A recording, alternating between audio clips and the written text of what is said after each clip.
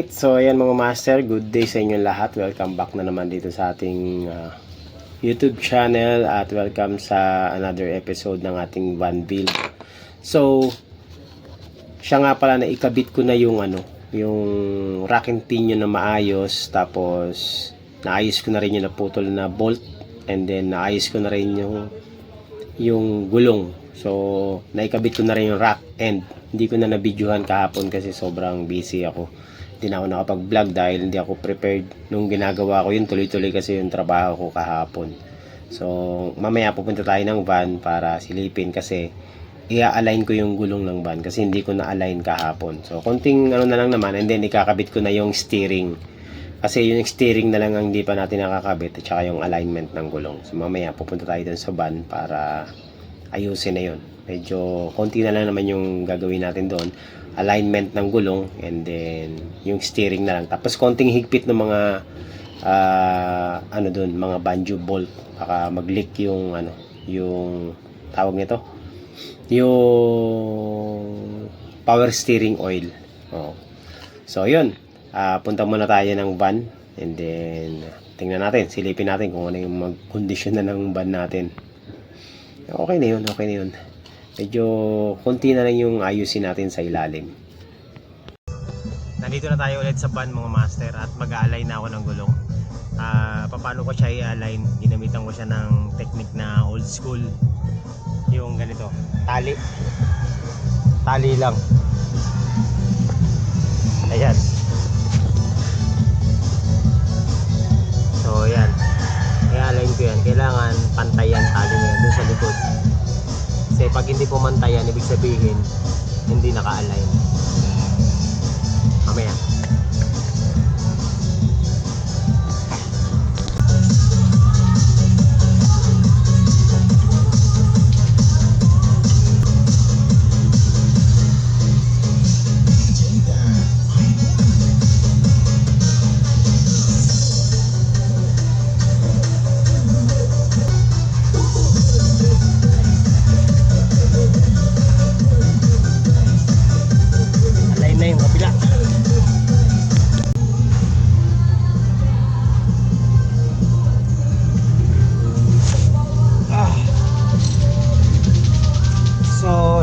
Luluwagan ko mga master.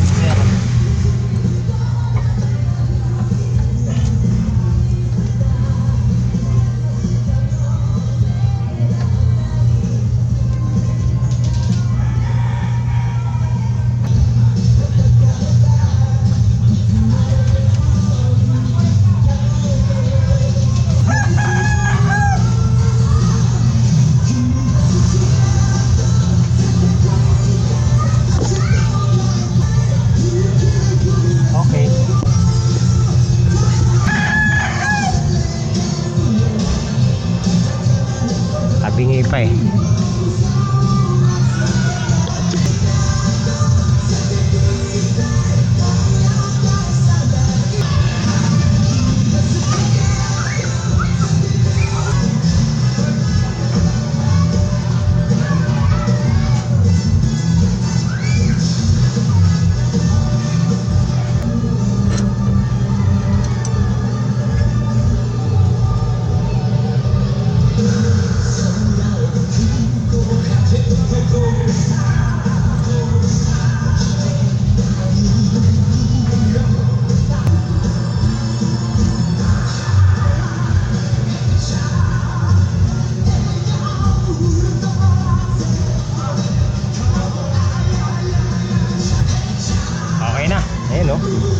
Pantay na siya. Yan, pantay na. Wala nang umbok yung tali.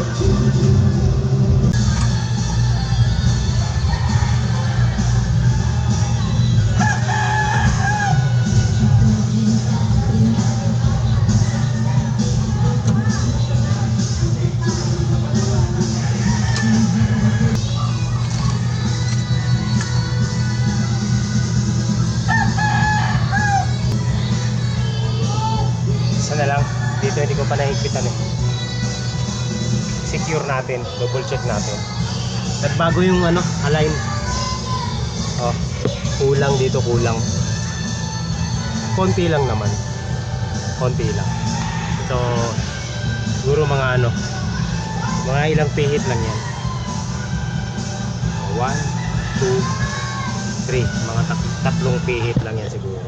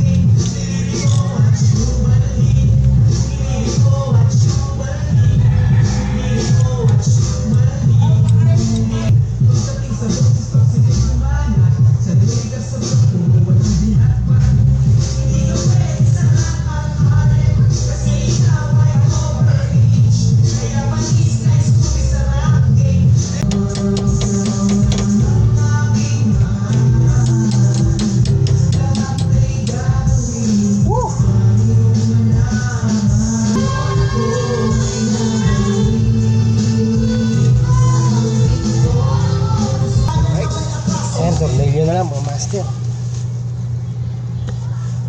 Naikabit ko din yung steering. Yan okay na. Hihigpitan ko na lang yan. Check lang natin yung alignment. Grabe. Aw, namumulikat ako. Check natin yung alignment ng manubela. Baliktad. Baliktad. Dapat yan nasa baba yan eh. Ayusin natin ha.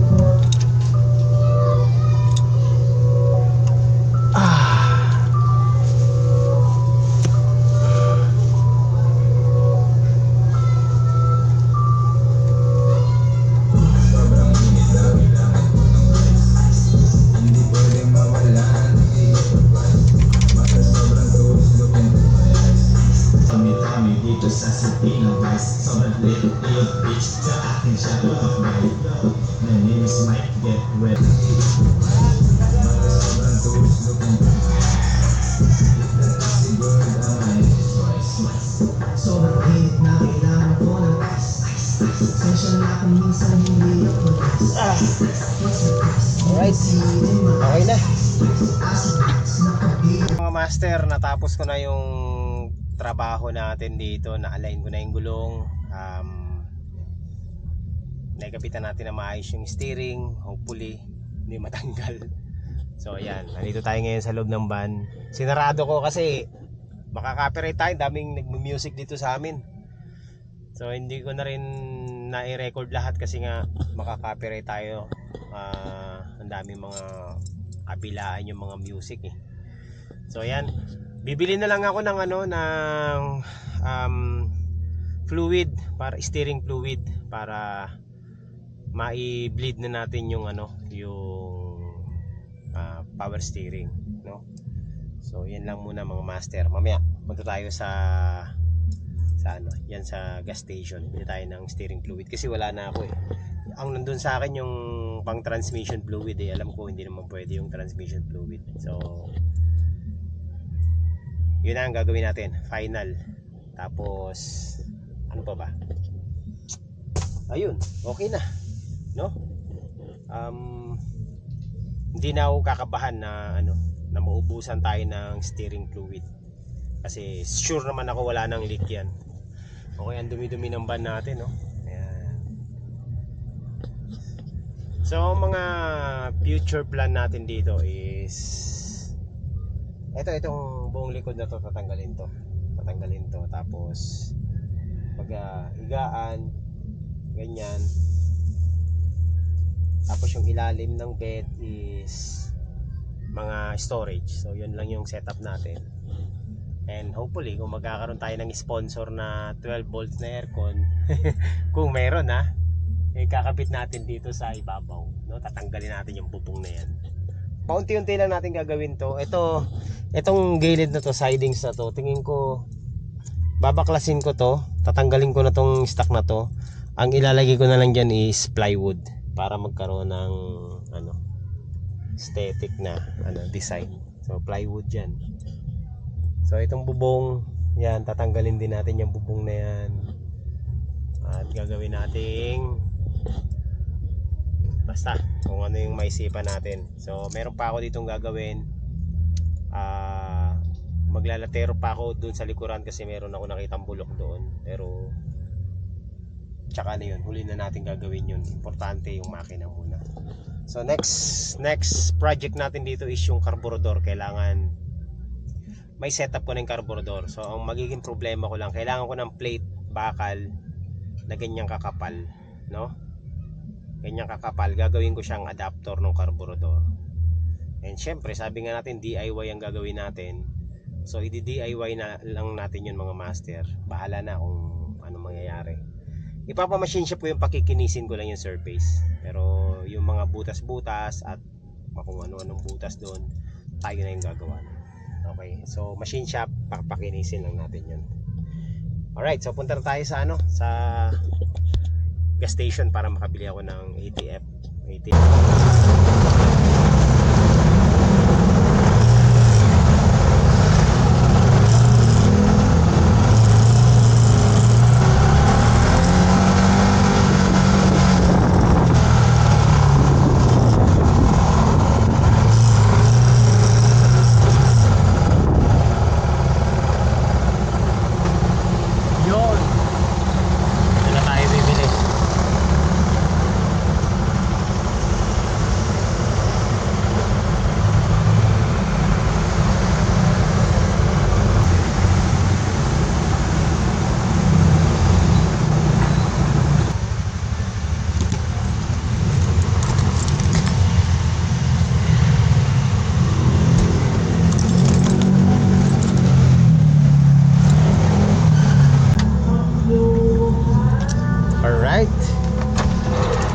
So ayan mga master, nandito na tayo para natin lagyan na natin ng ATF tong natin van. Sana maging maganda. Kanta pa. Alright, so ayan, sasalinan na natin mga master ng ATF.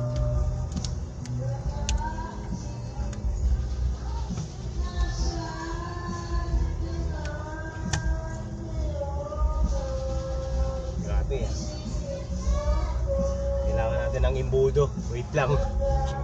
Imbudo. Sasalinan na natin.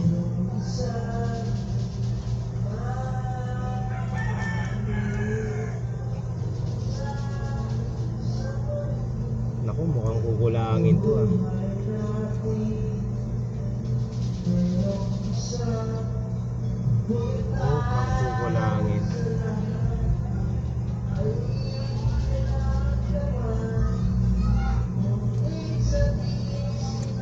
natin. May ano yan eh. May mga bula. Yan oh. Bubula yan. So yan yung hangin kapag ano. Kaya may hangin yan, bumubula. Dapat yung pinapaandar eh. So papaandarin natin para yung hangin mawala lahat.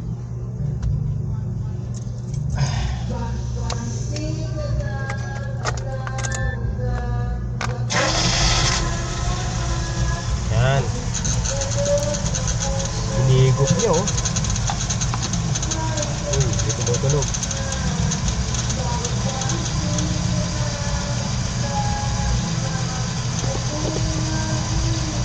Hinigop mga master. Daming hangin, no?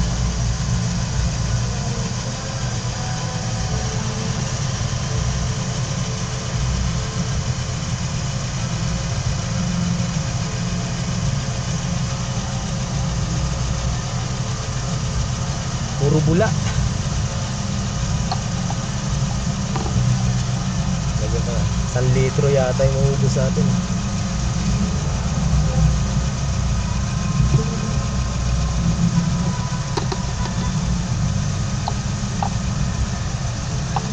So gagawin natin dyan, dahil yan puro pula pa. Yan. Nakikita nyo puro bula yung loob. Ibig sabihin niya maraming hangin. Antayin natin mawala yung mga bula.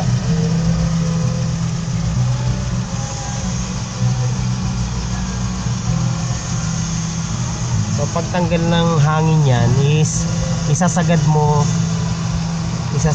yung manubela doon sa kanan. Yan, sasagad mo. Tapos antayin mo mawala yung bula.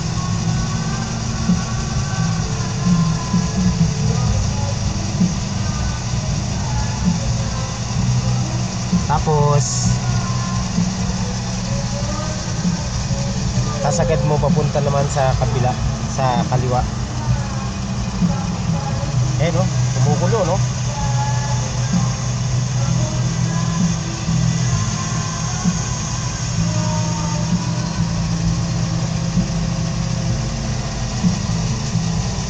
Yan.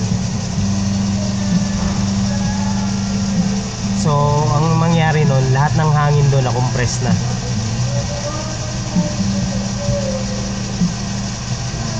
Ang pag-blade ng power steering, dapat yung makina umaandar. Kasi pag hindi umaandar, hindi mo mabiblade yan.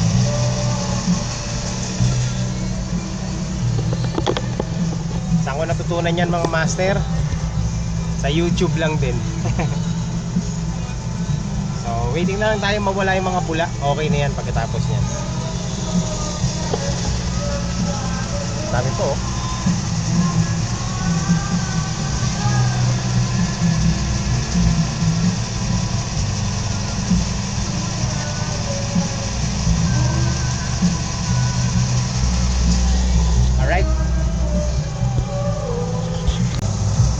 So ayan mga master, wala nang bula. Ayan o, wala ka na makikitang bula. So ibig sabihin yan, wala na siyang hangin. Ayan. So, ganyan lang yan o. Isasagad mo siya pa kaliwa, tapos isasagad mo pa kanan. Pag wala nang bula, okay na yun, goods na yun. Okay na, kahit pinitin natin wala nang bumubula. Alright. So yan, nakasentro na siya.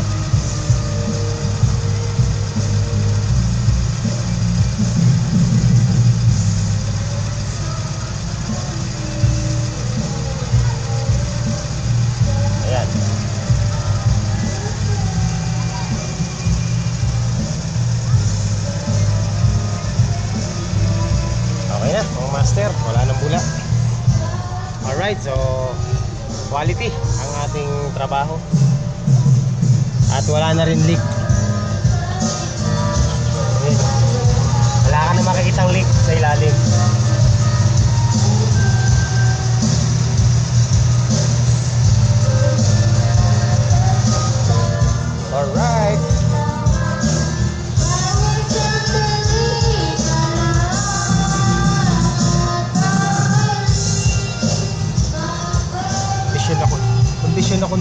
makina nito. Tingnan nyo, hindi namamatay. Oh. Okay, so ibabalikan natin to.